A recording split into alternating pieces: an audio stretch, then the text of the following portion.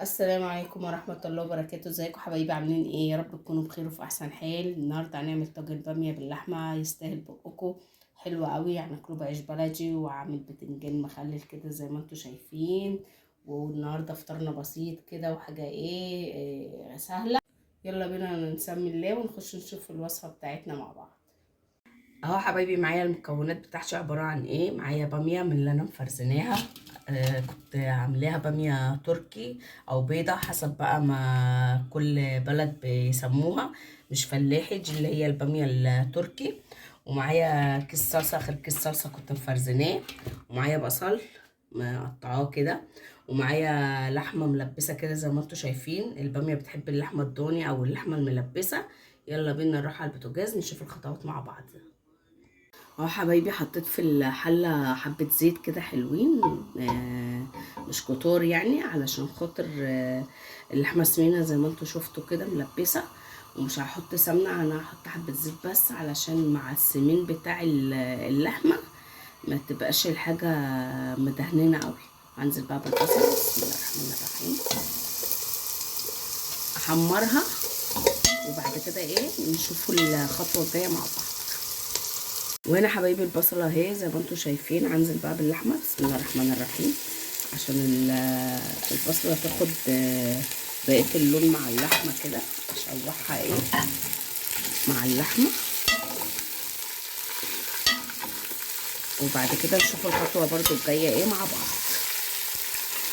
اهو حبايبي اللحمه اتشوحت معايا كده زي ما انتم شايفين. هنزل بقى عليها بالصلصه، بسم الله الرحمن الرحيم اهي.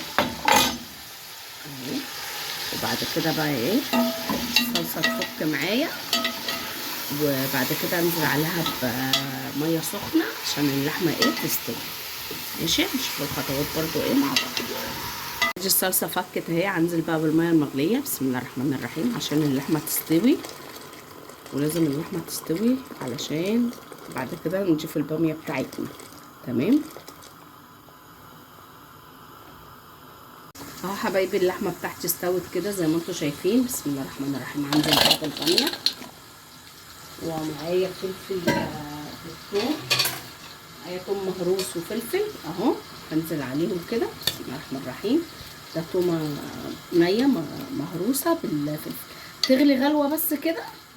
تفك الباميه، وافضيها في طاجن وادخلها الفرن. تمام. وباميه يعني بتنجان مخلل، لازم بقليه اهو زي ما انتم شايفين، واعمله جنب الباميه ويبقى معانا احلى طاجن باميه وبتنجان مخلل. اجي اهو حبايبي فضيت الباميه في البريم كده زي ما انتم شايفين، وحطيت قرن فلفل، وطبعا حطيت لها ملح وفلفل اسمر. وهدخلها بقى الفرن تكمل سويها. واجي حبايبي الطاجن الباميه طلع من الفرن زي ما انتم شايفين كده، شكله بسم الله ما شاء الله يفتح النفس وريحته جميله قلب البيت. واجي الباذنجان المخلل اهو جاهز، واجي العيش البلدي، وهناكل كده زي ما انتم شايفين، وعاملين الخشاف وعاملين عصير عناب. وكل سنه وانتم طيبين. ده فطارنا النهارده.